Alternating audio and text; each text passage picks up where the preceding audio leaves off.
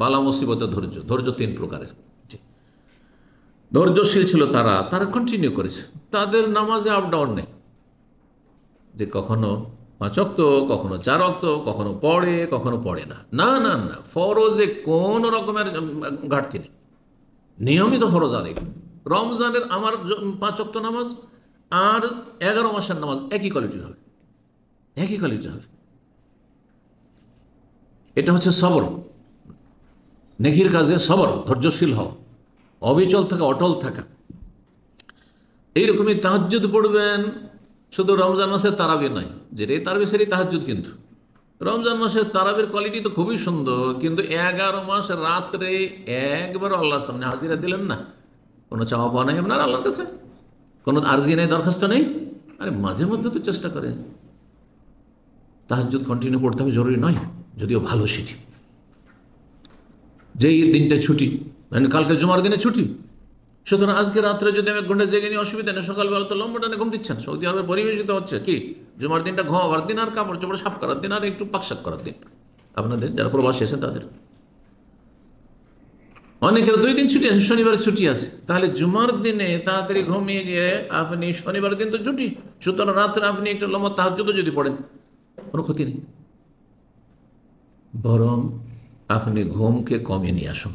যতটা ঘুম আপনার সুস্থতার জন্য জরুরি ততটাতে সীমিত করুন। এটা হচ্ছে আপনার ভালো মানুষ হওয়ার পরিচয়।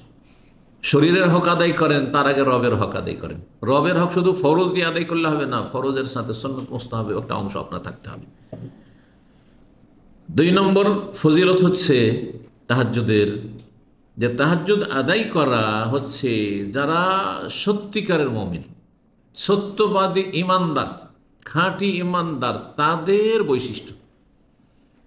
আল্লাহ রাব্বুল সূরা আলে ইমরান আয়াত 16-17 বলছেন যে যারা সাদিকিন, সত্যবাদী, মুমিনিন, খাঁটি ইমানদার, তাদের ইমানে সততা রয়েছে, কোনো ভেজাল নেই, দুনিয়ার স্বার্থ নেই, গরজ নেই।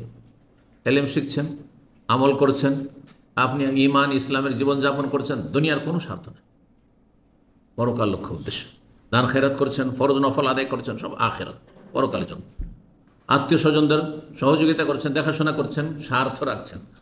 যেসব আত্মীয়রা আমার পাশে দাঁড়ায়, আমার কাজে আসে, হ্যাঁ, আমার ডাকে সাড়া দেয়, তাদের সাথে আছে, না মোটেই না।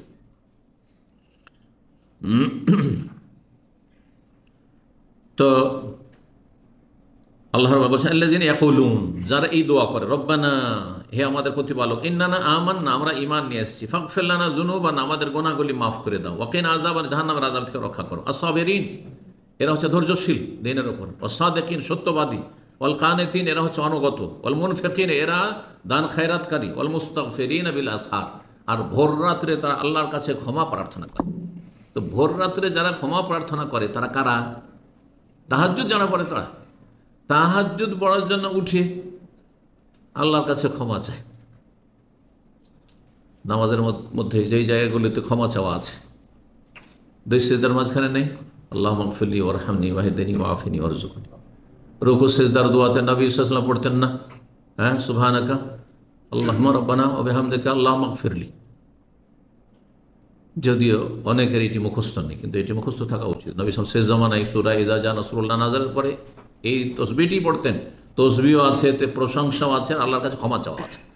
পক্ষান্তরে সুবহান রাব্বিয়াল আলা, সুবহান রাব্বিয়াল আযীম যদি পড়েন তাহলে তসবিহ করলেন, একটা করলেন, একটি ইবাদত করলেন আপনি রুকু সিজদাতে, আর আমি 3টি করলাম, পার্থক্য এখানে।